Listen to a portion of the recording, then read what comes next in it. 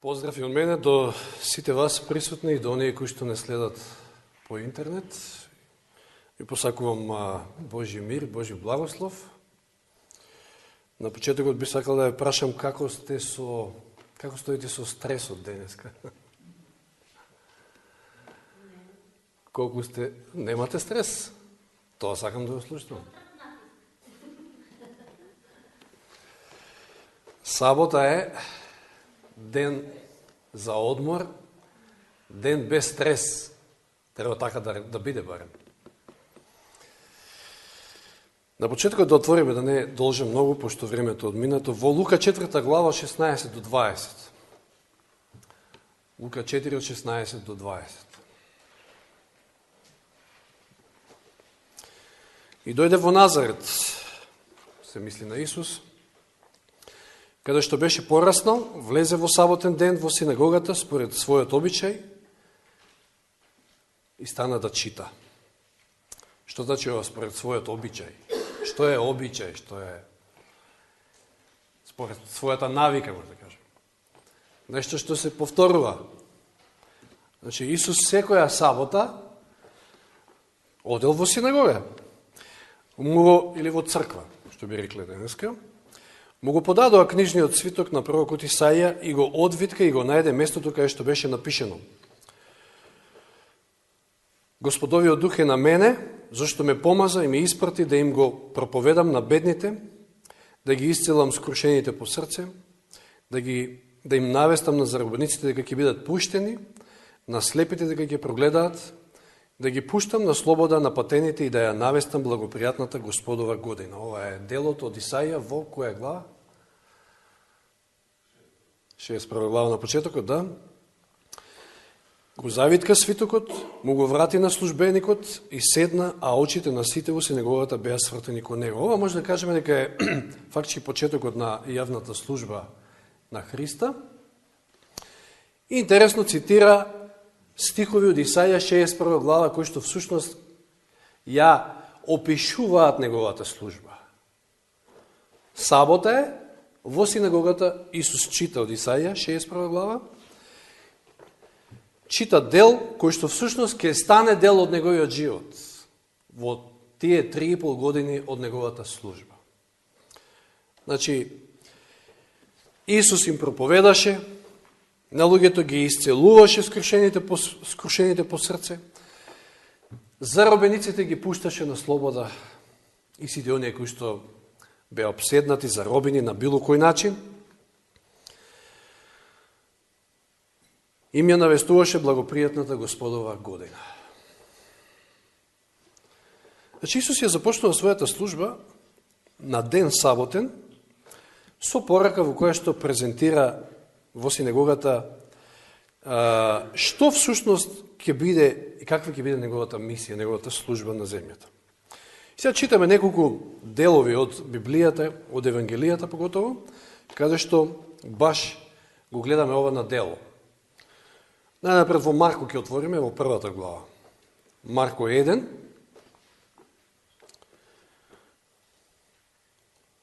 И ќе читаме од 21 стих. Марко 1 од 21. И дојде во Капернаум и веднаш во саботата влезе во синагогата и поучуваше. И се восхитува на неговата наука, зашто ги учеше како оној кој има власт, а не како книжниците. Че го гледаме Исус како проповеда. Тогаш во нивната синагога беше човек, опфатен од нечист дух и извика, велејки, ах, што имаме ние, че извика духот, што имаме ние со тебе, Исусе Назаревич? Че гледаме се повеќе всушност. Дали дојде да не погубиш? Знам кој си ти Божи светец. Божи светец, значи. И Исус му се закани, молкни и излези од него. И нечистиот дух го стресе, извика со висок глас и излезе од него. Еве гледаме Исус го ослободува, го одврзува овој човек од нечистиот дух, од демоните. Во Марково 3 глава, значи 2 глави понапред, во првиот стих, од првиот стих всушност читаме, гледаме еден друг момент.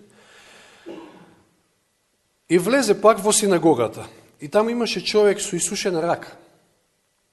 и го наблюдуваа дали ќе го излечи во сабота. Повторно е ден сабота, во црква, во синагога.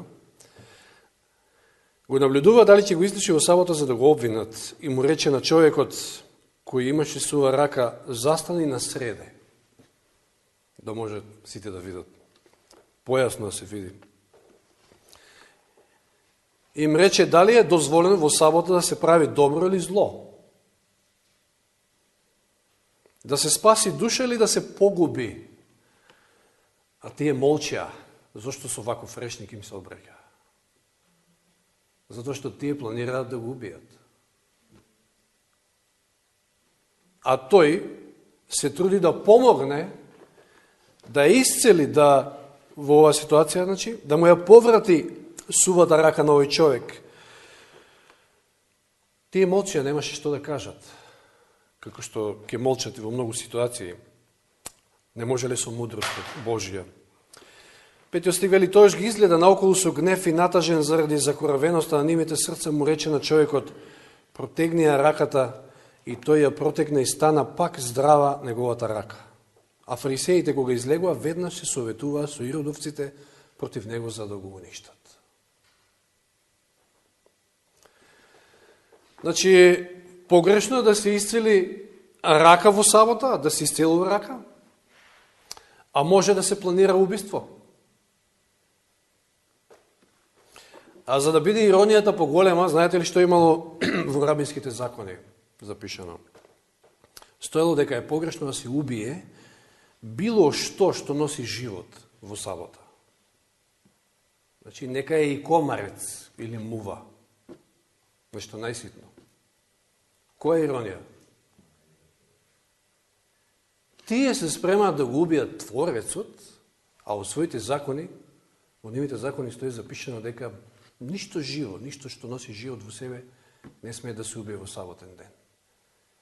И дури стоело дека ако, пример, со комарец, ако комарецот ве лопе, тогаш ќе треба, значи, фино да го фатите, да го тргнете, значи да не го убиете, треба да внимавате. Па не, обично кој ќе се припие комарецот стои, мислам, може в случај да избега, да, ако се обидите нешто да направите, меѓутоа, обично е припиен за вас. Која е иронија? Која е извртување на нештата? Читаме во Лука 14 глава, на брзина ќе поминам низ овие примери, па ќе ја видиме после поентата.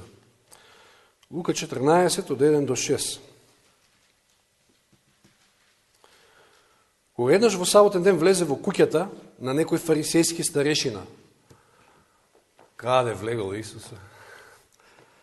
Во куќата на фарисејски старешина во саботен ден, за да јаде леп, тие го наблюдуваа него. Тама работа сегде бил под нивното будно око, камоли овде, во домот на фарисејот. И ете пред него беше еден човек кој страдаше од водена болест.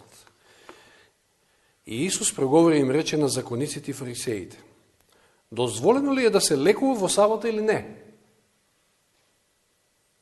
Тие молчеа, повторно молчат. Видите, сите овие ситуации, понатаму што ќе читаме, се ситуации кои што не биле некои хитни ситуации, да мора да... Сето тоа се на некој начин хронично болни луѓе. Но Исус го прави тоа што наводно не смее според рабинските закони, за да ги поучи, да им даде лекција, затоа што тие испревртеле се наопачки. Значи, дозволено ли е да се лекува во сабота или не? Тие молче и го допре, и го излечи, и го отпушти. А ним им рече: кој од вас, која ќе му падне, овој превод, па и други, мислам и другиот превод, вели синот или волот, таму збор за магарето или волот, не знам од каде дошле до овој превод, не знам што значи ова. Ако нешто друго поинако значи, мислам, во македонскиот син значи син.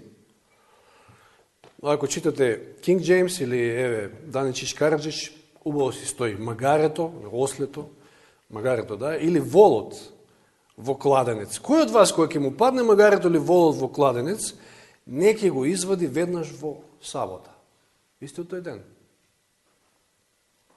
И не може ништо да му одговорат на тоа. Што е поважно во овој случај? Според нив поважно е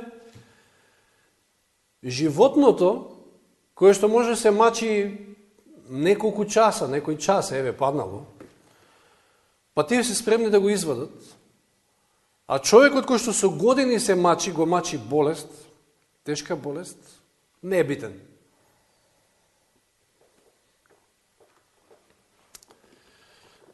Лука 13 глава. Имаме еден друг случај. Читаме од 10 стих. А кога поучуваше во сабота, секогаш сите овие ситуации се во сабота. Во една синагога, ете таму беше една жена која 18 години имаше дух предизвикувач на болеста и беше згрчена и не можеше да се исправи. 18 години. Штом Исус ја виде, ја повика и рече: жено, ослободена си од својата болест. И ги стави рацете врз неа, а таа се исправи веднаш и го славеше Бога. А настојникот на синагогата негодуваше дека Исус исцели во сабота и му рече на народот: има 6 дена. 6 дена во кои треба да се работи. Замисли си го. Ја го замислувам вака поинако, значи, Господ дал 6 дена? Господ дал 6 дена да се работи. Во тие дни доаѓајте, лекувајте се, а не во саботниот ден. Но Господ во одговор му вели: лицемери, се обраќа и нему и на останатите, не го одврзува ли секој од вас својот вол или осле од јаслите во сабота и не го водили да го напои? А ова Аврамова керка, која сатаната ја врзал, која ја врзал? Видите, во сите овие ситуации го гледаме оној опис од Исаија 61 глава, од што ќе се состои службата Христова. И секогаш преку овие примери Исус покажува дека тој за тоа дошол, тоа е неговата служба. Тој ја врши неговата служба, неговата мисија и секогаш наоѓа сопки од фарисеите пред се, од евреите, значи. И вели, ова Аврамова керка, која сатанат ја врзал веќе 18 години, не требаше ли да биде одврзана од оваа врска во саботен ден? Чи вие, животно, кое што е врзано од човек, и тоа еден ден, не напоено, па ќе го одврзете и ќе отидете и ќе го напоите. А жената е врзана од ѓаволот цели 18 години. И вие сметате дека таа не може да се одврзе.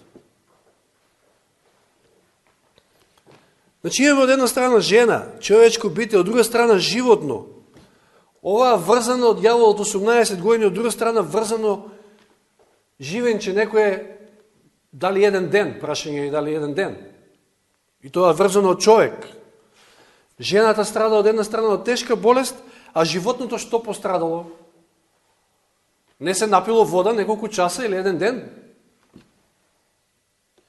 И за нив е побитно да се одврзе волот или ослето. А прават проблем што Исус ќе исцели оваа жена. И сега отваряме во Јован 9 глава, оној познат настан. Овде Исус крши повеќе закони, под наводници. Го винува дека ја крши саботата. Мислам како и во мноштво од овие случаеви, тоа било нивното мислење. Знаете случајот со слепородениот. Читаме таму во 6 и 7 стих. Како било исцелувањето? Исус можел да му каже прогледа и ќе прогледал. Но цела една процедура прави овде. Првим плукнал на земјата. Сгрешил. Затоа што според нивните закони ја наводнува земјата. И според 14 стих, само погледнете, беше сабота. Повторно беше сабота кога Исус направи кал и му ги отвори очите. Нешто плукнал на земјата, да го направил и кал со плунката. Месење, работење. Повторно крши закон. И не застанал тука, туку и му ги намачкал очите, па дури му рекол, оди избањај се во бањата Силоам. И човекот отиде и прогледа. Како што рекол во 14 стих вели, а беше сабота кога Исус направи кал и му ги отвори очите. Тогаш некои од фарисеите рекоа, имајте што рекле, овој човек не е од Бога. Не ја празнува саботата. Знаете, за овие стихови се фаќаат мноштво на верници од други деноминации и велат дека Исус ја кршил саботата. Еве докази. Дали Исус ја празнувал или не ја празнувал саботата? Он ја прекршил саботата, ама она фарисејската, нивната сабота. Меѓутоа ја држи, совршено ја држи Божјата сабота, Божјиот ден за одмор. Има разлика. Некогаш можеби им бодеме на луѓето очи, затоа што можеби ние ја представуваме онаа сабота, не Божјата.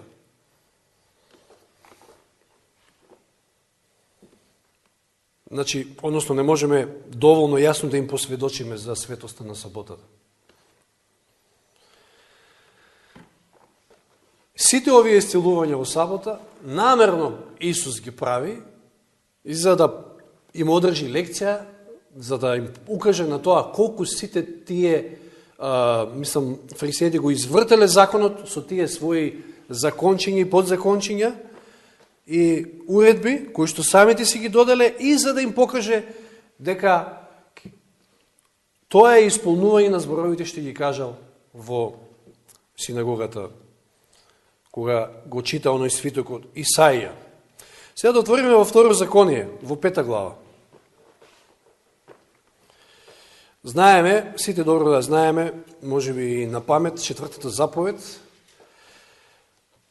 во Излез, во 2 Мојсеева, во 20 глава, нели, каде што се наведени 10 заповеди, и таму од 4-та заповед гледаме дека саботата всушност е знак на создавањето. Меѓутоа овде, кај што се повторува законот, гледаме мало едно проширување, односно Господ сака сега нешто друго да покаже. Значи читаме од 12 стих во 5 глава, 5 Мојсеева или Второ Законие. Одржувај го, пази го, саботниот ден, за да го осветуваш како што ти заповеда Господ твојот Бог. 6 дни работи и извршувај ги сите своји работи. Еве, до ова нешто се допревме за време на поуката. А 7-миот ден е сабота на Господа твојот Бог, не врши во него никаква работа. И сега, малте не препис од она што ќе каже во Излез, не очитаме сето тоа 15 стих, спомни си дека и ти беше роб во египетската земја и дека оттаму те избави Господ, твојот Бог, со силна рака и со испружена мишка. Затоа ти заповеда Господ твојот Бог да го пазиш саботниот ден. Во спомен на што? На избавувањето од робството. Конкретно овде, избавувањето на израелскиот народ од египетската земја, меѓутоа, значи, требало Господ да ги ослободи, таму биле робови. Дали нас Господ требаше да не ослободи, треба да не ослободи? Како робови на гревот. Значи, во спомен на и како знак не само на создавањето, туку и на откупувањето, на спасението. Саботата е ден за сеќавање на избавување од гревот. Исус тоа и го прави во својата служба 3,5 години, проповедајки, исцелувајки, укажувајки, поучувајки, да го ослободи народот од робството на гревот. И на крстот, која ќе ја заврши мисијата, ќе рече се сврши. И потоа во сабота ќе се одмори. Исто како и при создавањето. 6 дена работи, 6 дена создава, потоа во сабота ќе се одмори. Една интересна паралела. И дури ако читаме во Новиот Завет, ќе видиме дека кога Бог зборува за спасението на човекот користи терминологија од создавањето. Чи не случајно. Еве да го прочитаме стихот во 2 Коринќаните 5:17. Познатиот стих, второ послание до Коринќаните 5:17. И така, ако некој е во Христа, 2 Коринќаните 5:17, ако некој е во Христа, тој е ново создание, во духовна смисла нормално, старото помине и ете се стана ново. Значи, човек кој што е во Христа, човек кој што е наново роден, како да е наново создаден.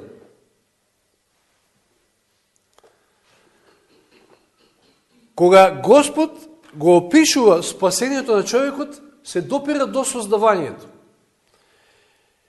И сега ќе се подсетиме, ќе видиме дека интересно е што и при создавањето, но и во планот на спасението, Господ први не работи, па потоа се одмара, доека кај човекот е поинаку.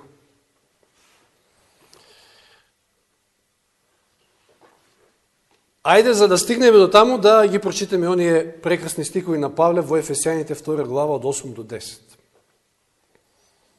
Ефесијаните 2 од 8 до 10. Што вели таму Павле? Зошто по благодат сте спасени? Преку верата. Тоа не е од вас самите, тоа е Божи дар. Спасението е Божи дар. Не е од делата, за да не се фали некој. И потоа додава и вели во 10 стих, именно негово дело сме, создадени во Христа Исуса за добри дела, кои Бог ги подготви однапред за да живееме во нив. Значи, дали спасениот, дали христијанинот, во кого што живее Христос, значи обратениот, дали неговиот живот е исполнет со дела? Дали треба да биде? Овде читаме добри дела. Но тој најнапред првин треба да се одмори од своите дела, како што вели посланието до евреите. Ќе се одмориш од своите дела, како што Господ се одмори од своите дела, а потоа твојот живот ќе биде исполнет со добри дела. И ова не е случајно, значи своји дела се мои дела. А добри дела, тоа се само Божите дела. Не можам јас да правам добри дела само од себе. Исус, нели, во една прилика, кој ќе му се обратат со добар пастир, или како беше, да, добар учителу. И тој ќе рече само еден Господ е добар.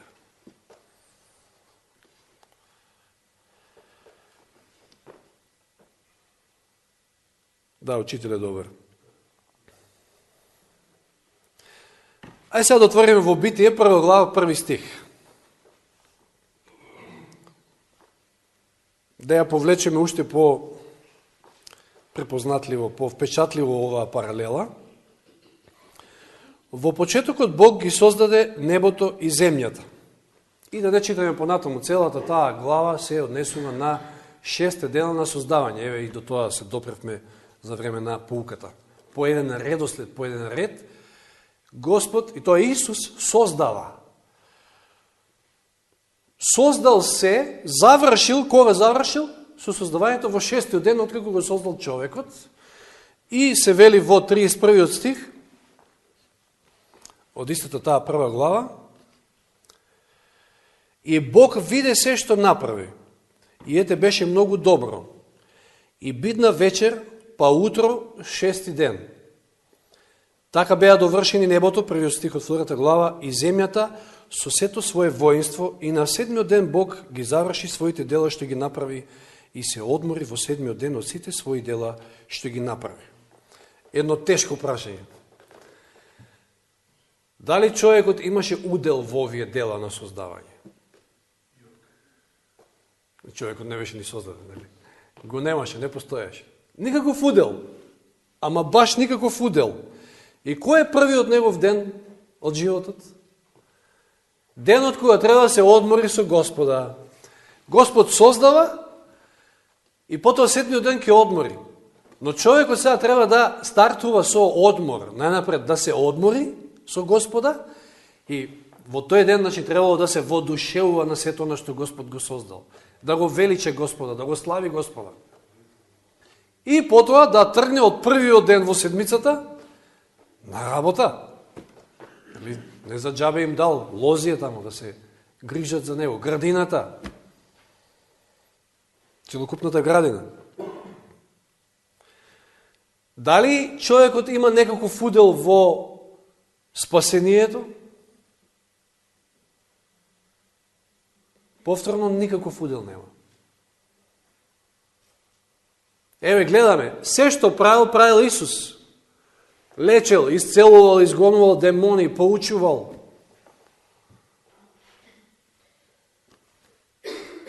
На крајот и се дал на крстот како жртва за нашите гревови. Човекот нема никаков удел. Како што нема удел во создавањето. Господ работел,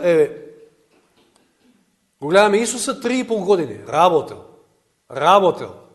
Работел на спасение на човекот, на избавување на човекот од робството, на одврзување од тие пранги на гревот. И потоа во сабота се одморил.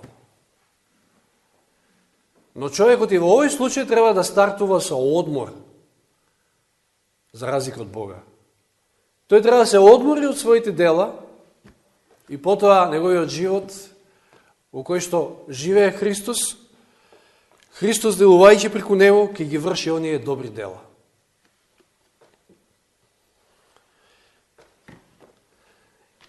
Интересно е, не спомнавме, можеби за време на пуката немавме ни толку време, како сето тоа по редослед Господ Исус создавал.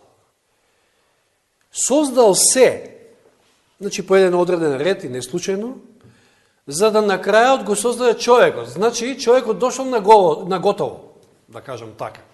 Се имал што требало да има. Се му било возможено. Тогаш имало и чист воздух, тогаш имало и многу здрава храна и се, буквално се, на крајот човекот. Да не се секира, да не се стресира за ништо. Па го знаеме оној стих во Новиот Завет. Барете го најнапред Божјето царство и неговата правда и се друго ќе ви се додаде. Па еве, уште на самиот старт, го гледаме примерот.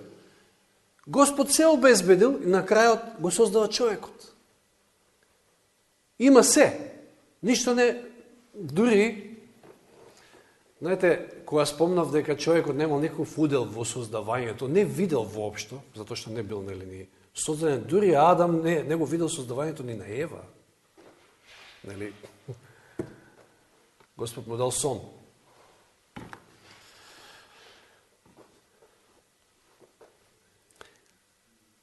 Зошто се стресираме некојаш? Се секираме за тоа што ќе јадеме или што ќе пиеме, нели? Зборувавме и на таква една тема во минатото. Кога Господ обезбедува се.